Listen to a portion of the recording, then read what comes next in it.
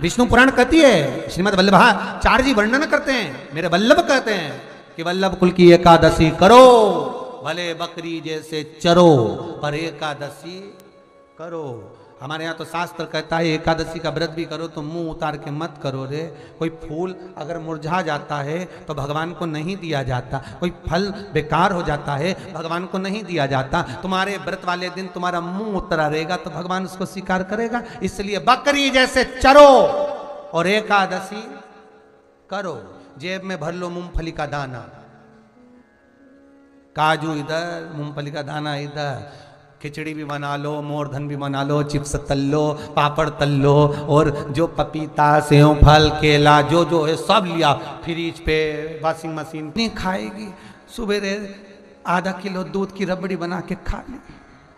तो पति मन में सोचा फिर भी आवाज नहीं निकल रही, फिर अभी क्या खाएगी? खिचड़ी बनाई है और बादाम तल ली थोड़ी सी, और आधा किलो पपीता रखा था वो कतर लिया, और थोड़ा सा रायता बनाया बादाम का, अच्छा ठीक है, और चिप्स तल ली, और आलू भी तले हैं, ठीक है।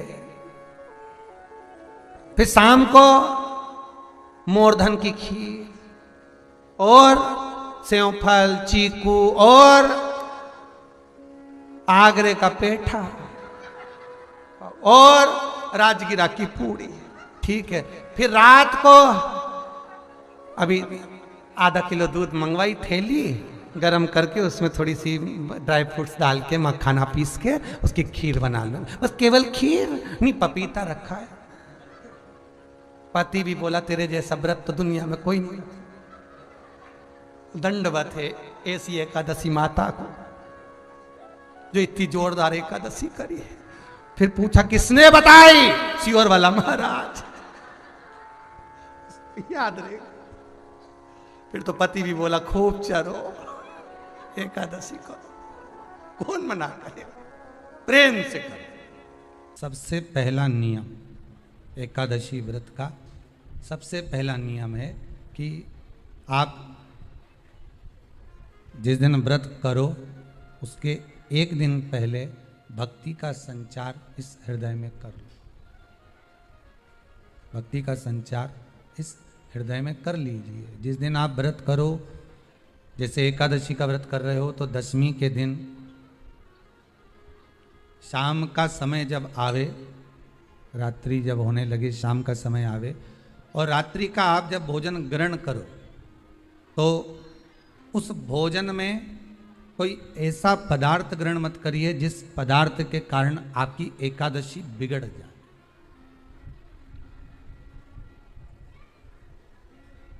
कोई बेकार भोजन हमें ग्रहण नहीं करना,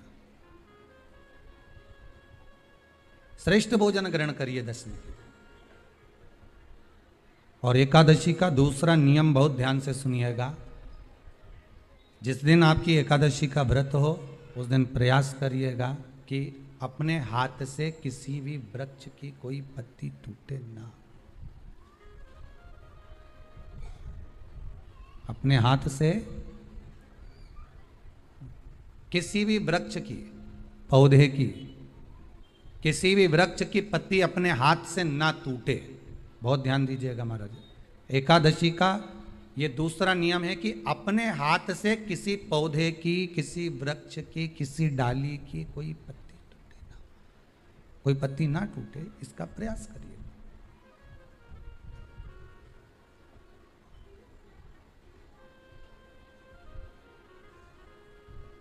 कितना सुंदर व्याख्यान कहा है, कितना सुंदर वर्णन है महाराज,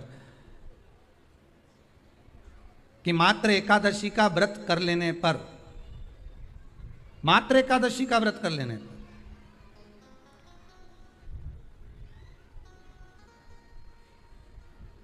जो पूर्व में किया गया हमारा पाप कर्म है, हमने किसी जीव की हत्या करी है, हमने किसी को कष्ट प्रदान करा है, हमने किसी को अपशब्द कहा है, हमने किसी को ताने दिए, हमने किसी को आड़ा टेढ़ा कहा है, हमने किसी को गालियां दे दी है, मात्र एकादशी का व्रत ही कर लेने पर ये सारे जो दोष हैं वो समाप्त हो जाते हैं।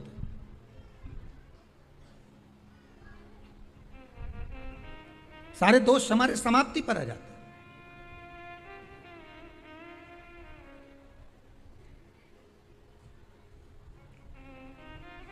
अब एक विचार करिएगा थोड़ा सा अपने मन में, अपने चित्त में, अपनी वृत्ति में एक बात उतारिएगा, एक अपने मन में एक बात को उतार कर रखिएगा कि आप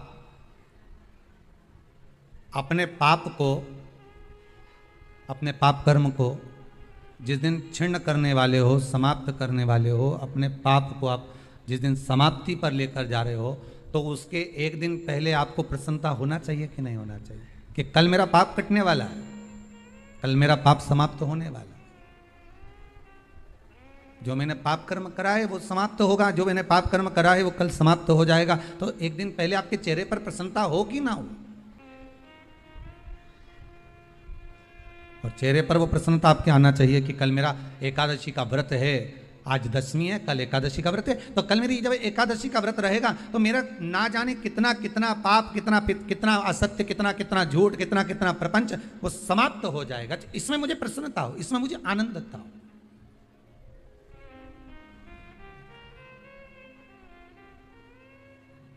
तो क्या कहा गया कि प्रयास करिएगा कि एकादशी के दिन कोई वृक्ष की, कोई डाली की, कोई कोपल की कोई पत्ती ना तोड़ी जाए। क्यों? तो कहा अगर उस पत्ती को हम तोड़ देते हैं, वृक्ष की पत्ती को या क्यारे में लगी हुई कोई डाली की पत्ती को हम तोड़ देते हैं तो एकादशी का पुण्य फल प्राप्त नहीं होता, एकादशी का कोई फल हमारे खाते में नहीं जाता, पुण्य फल प्राप्त। अब फिर भले तुम चाहे तुमने मोरधन खाया हो, चाहे तुमने फिर चिप्स खाई हो, चाहे तुमने फिर व्रत का कितना ही सामान खा गए हो और तुमने सोचा कि आज मेरी एकादशी है, तो फिर उसका कोई फल प्राप्त नहीं है, उसका कोई सुख प्राप्त नहीं है आपको, फिर उसका कोई आनंद प्राप्त नहीं है आपको, फिर उसमें कोई आनंद की अनुभूति आपको नहीं मिल रही है। दो चीजों को याद रखिए, गौदान और एकादशी। श्रीमद् वल्लभाचार्य जी ने मायावत का खंडन करा था जगन्नाथपुरी में, और श्रीमद् वल्लभाचार्य जी ने कहा था एकादशी मरने के बाद मत दो, एकादशी जीते जी दो। कहा था कि नहीं कहा था? जीते जी दान करिए। इसलिए जगदीश में, जगन्नाथपुरी में एकादशी उल्टी लटकी हुई है। करें आपने दर्शन? जगदीश में एकादशी को उल्टा लटकाया। क्यों? क्योंकि वल्लभ ने कहा कि एकादशी जीते जी दो। कई पंडितों कहते हैं तुम्हारे दादाजी मर गए, जब 12वें का दिन होता है ना तो पंडित जी संकल्प छुड़ाते हैं, दो एकादशी। बड़े बेटे ने 5 दे दी, छोटी बहू ने 3 दे दी, उसने 2 दे दी, उसने 2 दे दी, तो क्या तुम्हारे दादाजी भिखारी थे जो तुम्हारी एकादशियां लेकर जाएंगे? और तुम कौन होते हो दादाजी को एकादशी देने वाले? तुमने कौन सा इतने पुण्य कर लिए जो तुमने एकादशी दे दी?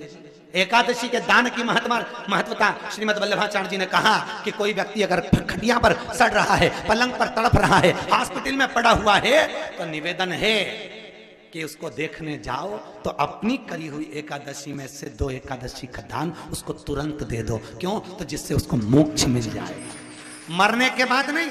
क्योंकि मरने के बाद तो वो 10वें के दिन, गरुड़ पुराण में लिखा है 10 दिन तक जीवात्मा घर की अटारी पे रहती है। कितने दिन? 10 दिन। 10 दिन के बाद जीवात्मा चली जाती है। कहां जाती है? उसको जहां जाना है। 3 दिन में उसको भोग भोगना पड़ता है जीवात्मा को। 3 दिन नरक का भोग भोगती है, उसके बाद स्वर्ग का भोग भोगती है। 18 दिन में ये प्रोसेस पूरी हो जाती है। कितने दिन? 18 दिन। 18 दिन के बाद में उस जीवात्मा को धान के खेत में पटका जाता है। किसके खेत में? धान के, चावल के खेत में। इसलिए कहते हैं एकादशी के दिन चावल मत खाओ। कहते कि नहीं कहते? और क्या कहते हैं? द्वादशी के दिन चावल खाना जरूरी है। एकादशी का पालना करना है तो द्वादशी को चावल का 1 गिलास खाओ, तब द्वादशी को चावल खाओगे तो एकादशी लगेगी। चावल नहीं खाओगे तो एकादशी नहीं लगेगी। द्वादशी को चावल खाना जरूरी है। क्यों कहते हैं? क्योंकि धान के खेत में जीव को छोड़ा जाता है, उस धान के खेत में, चावल के खेत में जीवात्मा रहती है। उसको चिड़िया खाती है तो चिड़िया के रूप में जन्म लेता है, मनुष्य खाता है तो मनुष्य के रूप में जन्म लेता है। इसलिए एकादशी के दिन चावल नहीं खाया जाता, क्योंकि एकादशी के दिन हम चावल खाएंगे तो जीव हत्या का दोष लग जाएगा। फिर कब खाना है? द्वादशी के दिन। द्वादशी के दिन क्यों खाया जाता है? क्योंकि हम एकादशी के व्रत करे रहते हैं, और पहला घासा जब चावल का खाते हैं तो अपनी करी हुई एकादशी का पुण्य, जितने जीव हमारे मुंह में जाते हैं उनको उसका पुण्य मिल जाता है, और उनका फिर जन्म नहीं होता, वो तर जाते हैं, उनको एकादशी का भाग मिल जाता है। इसलिए कहते हैं एकादशी को चावल मत खाओ, पर द्वादशी को। वल्लभाचार्य जी ने जगन्नाथपुरी में एकादशी को उल्टा लटकाया। आप लोग गए होंगे तो देखा होगा कि जगदीश में, जगन्नाथपुरी में एकादशी उल्टी लटकी।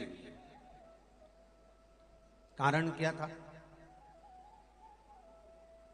खूब विरोध करा गया श्रीमद् वल्लभाचार्य जी का कि तुमने एकादशी को उल्टी लटका दिया जगन्नाथपुरी में।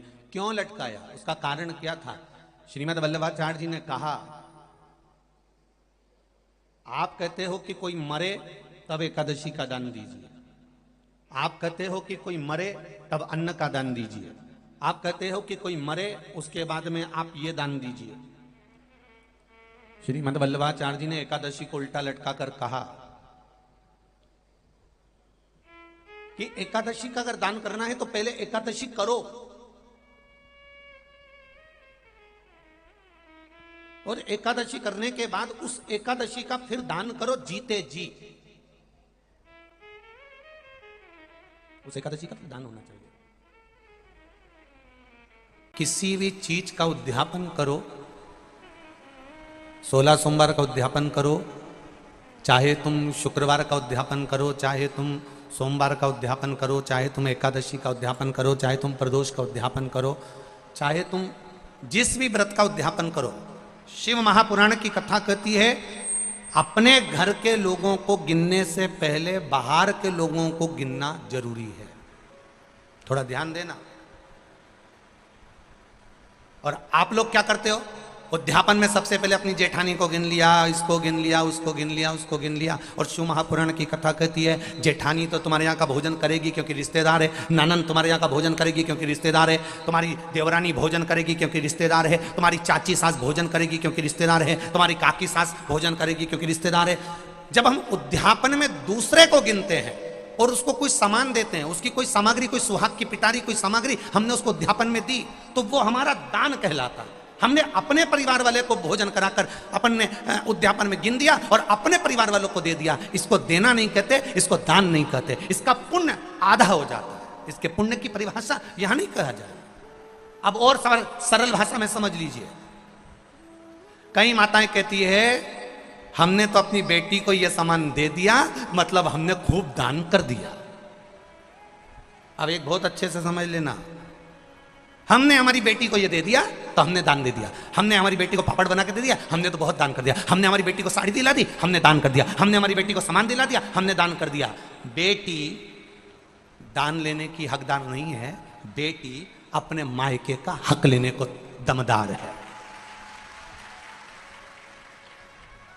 तुम बेटी को एक साड़ी देकर ये मत सोचना कि हम दान दे रहे हैं। बेटी तो खुद कन्यादान में जाती है। आप बेटी को अगर वस्त्र दे रहे हो तो दान नहीं कर रहे हो, आप बेटी को कोई सामग्री दे रहे हो तो दान नहीं कर रहे हो, आप बेटी को कोई सामान दे रहे हो दान नहीं कर रहे हो, आप बेटी के बेटे को 500 रुपए का लिफाफा दे रहे हो, ये दान नहीं कहला रहा है। ये वो अपना हक लेकर जा रही है। आई है माँ बाप के घर में तो साड़ी तो देना पड़ेगी, नहीं देगी तो काले कोट वाला दिला देगा। उसमें ये दान नहीं है कि तुम कह दो कि नहीं साहब, हमारी तो हमने बहन बेटी के दान दे दिया, हमने तो हमारी बहन बेटी के दान दे दिया, हमने तो हमारी बहन बेटी के दान दे दिया, तो बहन बेटी कहीं भिक्षा मांगे तुमसे? अरे बोलो तो बेटमा वाली हो, बोलो बोलो जम के बोलो। तुम क्या भिक्षा मांगो कि हम भैया के जाएं तो दान लेके आएंगे? दान लेकर बहन बेटी नहीं आती। बेटी अपने भाई के यहाँ से दान लेकर नहीं आती, बेटी अपने मायके से दान लेकर नहीं आती। बेटी मायके में जाकर अपने माँ बाप से और कहती है कि किसी ब्राह्मण को बुलाकर, मम्मी सत्यनारायण की कथा कराकर थोड़ा सा दान दे दो। ये बेटी कहती है। बेटी दान लेकर नहीं आती है, बेटी दान दिलवा कर आती है। और बेटी मायके से अगर एक साड़ी भी लेकर आती है तो वो दान की नहीं, बेटी अपना हक लेकर आती है। जब तक माँ बाप हैं तब तक बेटी लेकर आ रही। तो जितनी भी भाभियां हैं वो ये कहना बंद कर दे कि हमने ननन को कुछ दान दिया। दान नहीं। हम जानते हैं तुम अगली बार हमें बेटवा नहीं बुलाओगे इस बात के लिए, भले मत बुलाओ, पर जो रीत की बात है यहाँ शिव महापुराण की कथा कह रही है। देखो भाई, कभी कभी ऐसा योग होता है, शायद आपके कुटुंब में, परिवार में, नातों में, रिश्तों में भी ऐसा कहीं आपको देखने को मिला होगा कि जब जब घर में कोई सत्कर्म करने का समय आता है, घर में कोई पुण्यमय कार्य करने का समय आता है, घर में कोई अच्छा धार्मिक आयोजन होने वाला रहता है, तो कोई स्त्री के भाग्य में नहीं लिखा होता तो वो रजोधर्म में आ जाती है।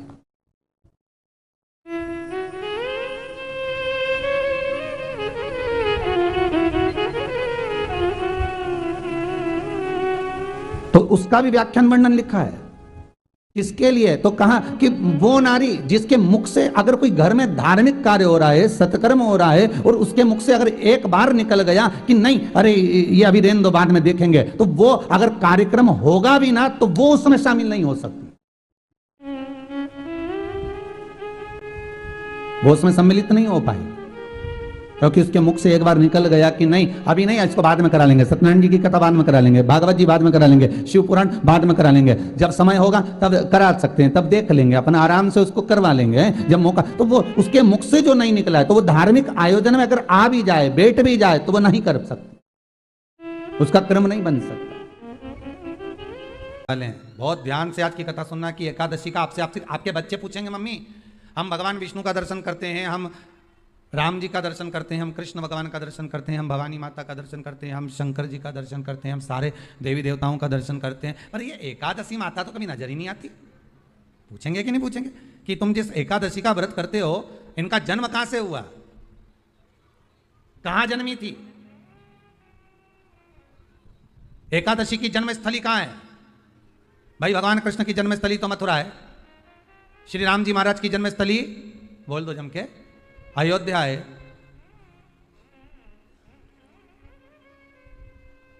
कोई आपसे पूछ ले कि एकादशी की जन्मस्थली कहां है, तो आधे लोग तो बाल खुजाने में लग जाएंगे कि एकादशी आखिर पैदा कहां हुई थी, जन्म कहां लिया था, इसका जन्म हुआ कहां था, कहां जन्मी थी ये?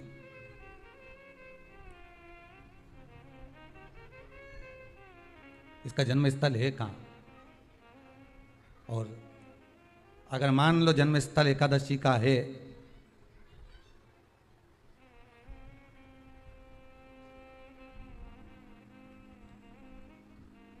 और एकादशी अगर जन्मी है, उसका जन्म हुआ है, और दुनिया के लोग इतना व्रत करते हैं, उपवास करते हैं, तो फिर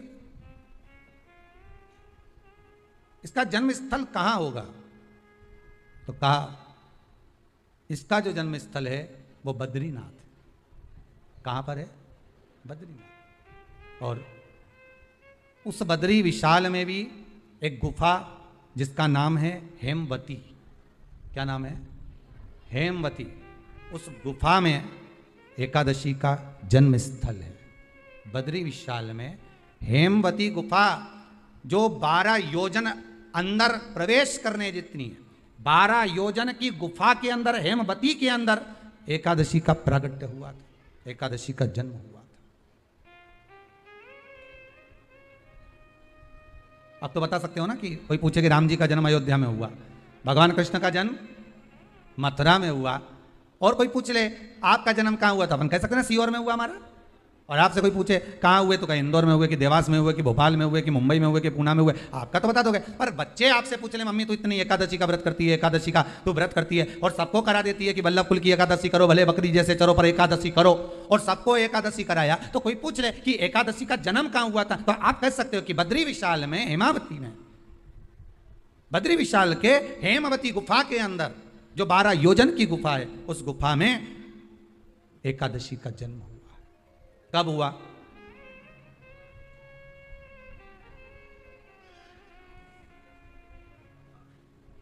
जन्म होने का कारण, राम जी के जन्म होने का कारण था रावण का संग्राम। भगवान कृष्ण के जन्म होने का कारण था कंस का संग्राम। नरसिंह भगवान के जन्म होने का कारण, प्रकट होने का कारण था हिरण्यकशिपु का संग्राम। वराह भगवान के प्रकट होने का कारण था कि पृथ्वी को जल पर लाकर ठहराना, हिरण्याक्ष का संग्राम। तो फिर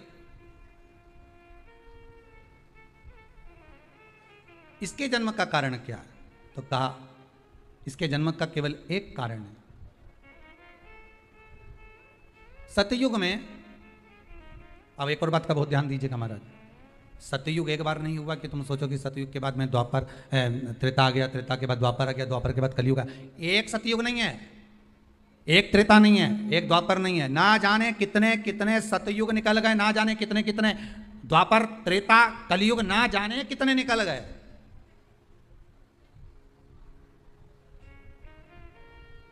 और आप और हम जैसे भी इस पृथ्वी पर ना जाने कितने, अरे जम के तो बोलो, निकल गए।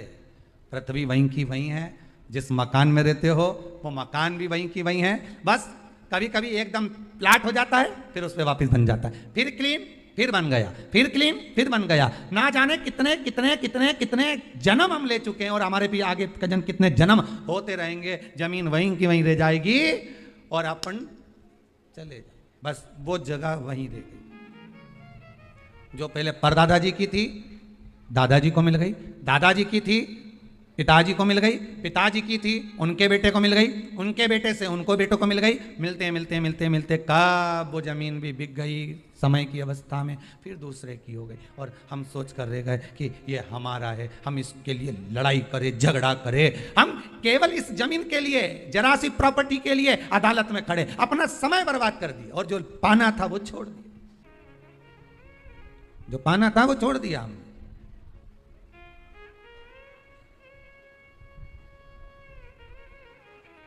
असली रजिस्ट्री तो ये शिव महापुराण की कथा है, जिसमें बैठकर आप 3 घंटा भगवान की भक्ति को जो धारण कर रहे हो, 3 घंटा जो भगवान की कथा को आप श्रवण कर रहे हो, 3 घंटा जो भगवान की भक्ति में आप डूबे हुए हो, 3 घंटा जो भगवत स्मरण में आप लगे हुए हो, बस यही असली रजिस्ट्री है, यही वहां काम आने वाली है। इसके सिवाय कुछ काम नहीं आएगा। धन दौलत माल खजाना सब बड़ा की बड़ा रह जाना,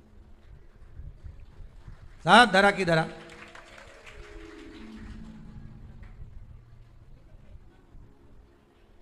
रह गया। वो एक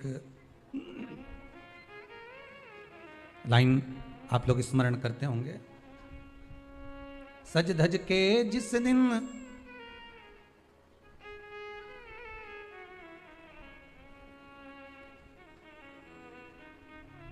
सज धज के जिस दिन मौत की शहजादी आएगी, न सोना काम आएगा न चांदी आएगा। अलमारी में धरा की धरा रह जाएगा, लॉकर में पड़ा की पड़ा रह जाएगा। लॉकर में पड़ा की पड़ा है, अलमारी में धरा की धरा है। कपड़े भी सारे घड़ी बने की बने रहे, कपड़े भी धरे की धरे रह गए और सब पड़ा रह गया। कि छोटा सा तू कितने बड़े अरमान हैं तेरे, मट्टी का तू सोने जैसे मान है तेरे।